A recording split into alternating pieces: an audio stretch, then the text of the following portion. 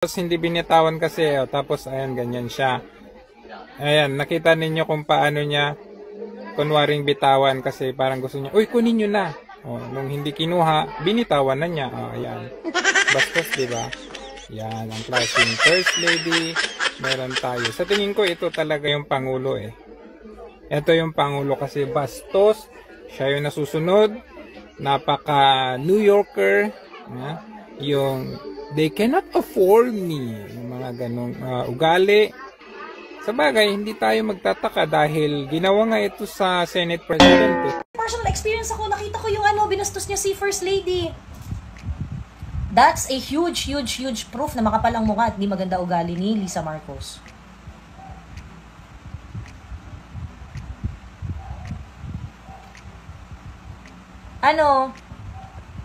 This is a combination of corroboration of so many people, leaked videos, leaked phone recording, at marami pang iba.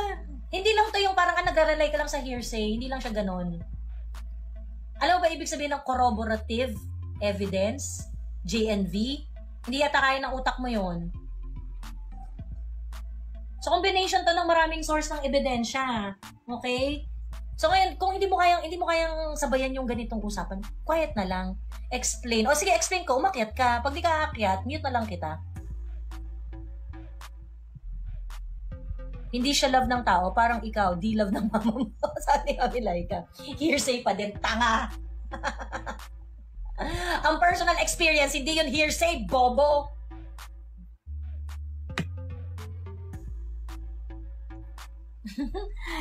GNV ko ang tatanga-tanga. Naku, nakakahiya ka, nagkakalat ka. Bilis, last invite. Bilis, kung matapang, akyat. Kung matapang, akyat, JNV. Bilangan ka namin. 30 seconds. Kung talagang matapang, akyat, bilis. Patunayan mong akong tatanga-tanga dito. I'm giving you the opportunity. Ilatag mo kung bakit ako ang tatanga-tanga dito. Bilis. Mag-define tayo kung anong ibig sabihin ng hearsay. Unless matagal mo, walang ganon, tanga. Mag-define tayo dito kung ano ibig sabihin ng hearsay. Kung ano ang value ng mga personal testimony. Kung anong value ng mga personal experiences. JNV, akyat. 10 seconds. Bilis. 10 seconds. Hanggang comment section lang ang tapang? Ano na, JNV? Hindi mo kaya ipagtanggol si Lisa Marcos ng harap-harapan? Na-mute na siya, sabi ni Romery. May nag-mute na ba? May nag-mute na? Well, i-mute niya lang siya para makaakyat siya. The invite has already been sent. I-click mo lang yan. Kung talagang G na G ka na ipaglaban si Lisa Marcos, akyat! Diba? Akyat! Hi, Mami Laika. Hello, ang inyo pa ng mga kapatid ko, Diyos ko. Hindi ko naman siya talaga sa totoo lang, hindi naman talaga ako nag-e-enjoy na binabash yung First Lady. Pero nainis ako sa kanya, nung meron na siya talagang very public na kabalahuraan at kayabangan. Ganon. Kasi yung mga naririnig nating mga masamang ugali ni Lisa, galing kay Maharlika diba? Si Maharlika kasi, meron siyang personal experience kay sa First Lady. Tapos yung iba rin, talagang meron din talaga ako naririnig na personal experience na hindi maganda kay First Lady. Si Direk Daryl, marami rin hindi maganda yan kay hindi maganda experience kay Lisa Marcos, ganon. So ngayon, pero syempre ako, wala naman talaga akong experience sa kanya na bonggang-bongga. So kumbaga parang yung knowledge ko lang kay FL na sa hindi niya magandang pag-uugali is really coming from people na merong personal encounter sa kanya. Malaking bagay yun, no? Kasi yun personal experience yung mga yun 'di ba? Tapos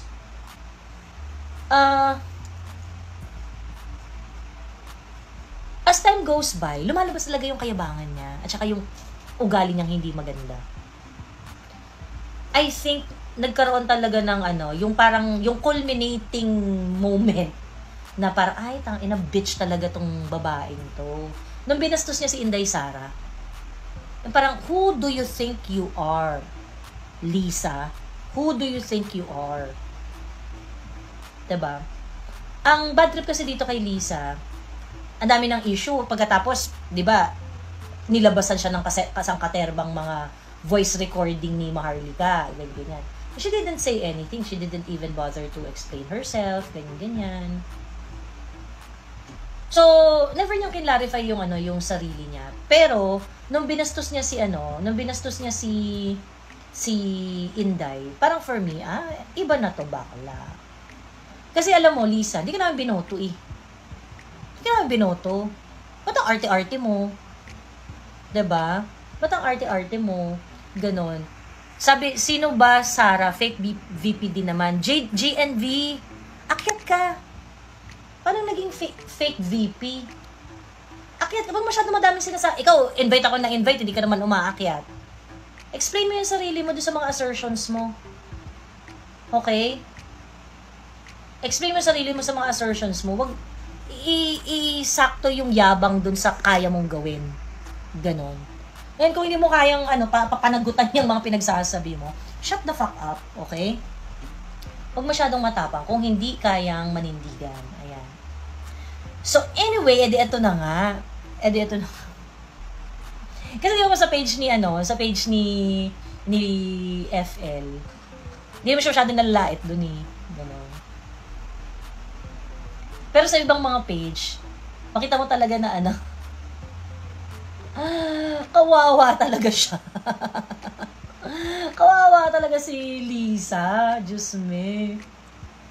Tsaka niya dito, kasama niya si Small Laude at sila Alice Eduardo. PRD said, kasuhan niyo na lang si Inday, hindi naman makulong yan. Hindi talaga magpapakulong yan. Kung ipapatay mo yan, uuwi yan ng Davao. Opinion naman niya yun eh. So, but again, nakita naman po natin yung direksyon ng House, yung sagot ng House, sagot ng ating mahal na Pangulong Bongbong Marcos. They are treating this with all seriousness. Kaya, kung ano man yung laro-laro na naman, play with words, o kaya yung sinabi nilang kasuhan, then titignan po natin sa mga susunod na araw kasi hindi naman po, wala naman po sa kamay ng Kongreso yan. Ang ginagawa po ng Kongreso ngayon, hinahalungkat po natin yung katotohanan, hinahanap po natin yung katotohanan dito sa ating mga hearings sa good government, saka sa Quadcom. So, opinion nila yun eh. Yun ang tingin nila eh. Thank you. Yes, I guess the DOJ through the NBI has started its investigation, and a subpoena will be issued for the Vice President to answer and to face these criminal charges to be filed against her. So, with that, due process will be observed in such a way that the Vice President will be given the opportunity to answer with regard to his threat against the President, the First Lady, including the House Speaker. So this will undergo a regular process. And we stand by the statement of the President and the Speaker, where the proper judicial process has been initiated already. The DOJ is already acting on the case. So I think whatever opinion he might have on whether the case will prosper is his own po, no? But we leave it to the DOJ to decide and to handle po. Una sa lahat, hindi po nagpapapatay yung administrasyon natin ngayon. Ang nagpapapatay po yung ibang administrasyon, pero hindi yung ngayon. Yung previous administration siguro. Pero yung administrasyon ngayon, we follow the rule of law, no? Talagang gusto natin na maayos, tahimik, at meron tayong sinusundan na batas at binibigyan natin ng hustisya, no? Lahat ng mga sitwasyon na kung saan kailangan patas, no, ang pagtingin sa batas. Sir, last question na lang. Kasi kahapon may statement yung mga House leaders saying na yung statements ni Vice President Duterte was a clear danger and threat to the country's democracy. Do you agree with this? Tingin nyo may ganong gravity yung mga statements na binitawan ni Vice President? 100%. Definitely, because ang threat po sa ating Pangulo. Ang ating pong Pangulo ang nagre-represent po ng ating bansa. So, siguro sa ibang bansa nga po, baka hindi po, they will not take it lightly. So, definitely, there is a clear and present danger. I would agree po, there is a clear threat. There's a clear danger because there's a clear threat. We've gotten so used po, no, to the statements being watered down by biro lang or hyperbole. Pero in this case, sabi nga po, no joke. So there is a clear threat on a person who isn't even private, but the head of our country. So this is a threat, direct threat on our democratic institutions. So there is a clear, very clear danger po. Ang ginawa ng ating Vice President ay malinaw na nagdudulot ng gulo at saka pagkawatak-watak.